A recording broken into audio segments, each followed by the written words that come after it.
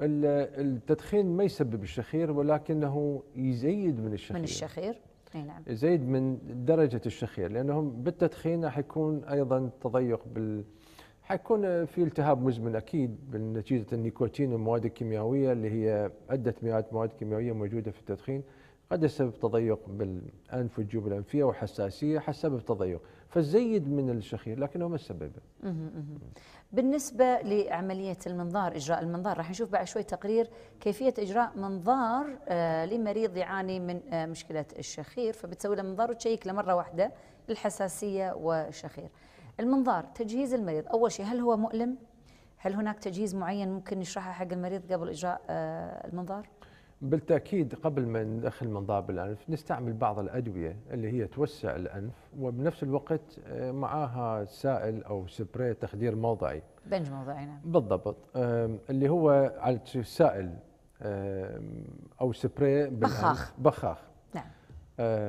وكذلك بالنسبة لموسعات للأنف اللي هي تقلص الأوعية الدموية فتفتح الأنف، وينتظر المريض 5 إلى 10 دقيقة، بعدين نجي منظار حيكون من الأنف حتى نشوف اللحميات والأنف، وبعدين إلى خلف الأنف نزولا إلى البلعوم، ونفحص الحنجرة والحبال الصوتية وعلى الحنجرة، ويعمل المريض حركة الشخير اللي تصير بالنوم.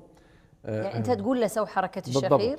يعني هو يقدر يسويها، يقدر يفتعلها، قصدي ان اللي نخلي المريض يعمل شيء مشابه له، انه يغلق انفه. إيه؟ انا اغلق الانف وهو يغلق فمه وياخذ نفسه فمه مغلوق، فهاي يسموها مولرز مانوفر، يعني الطريقه اللي سيميوليشن تو، كانك انت مشابه لحركه الشخير. الشخير. اوكي. فيسموها مولرز مانوفر. فهالطريقه حتعرفين من حيصير الشخير اي تضيق هذا يصير، حركه عضلات وخصوصا سقف الفم اللي هو تقريبا الى حوالي 80% سبب الشخير، اللي يتمركز 80% يتمركز في سقف الفم. نعم.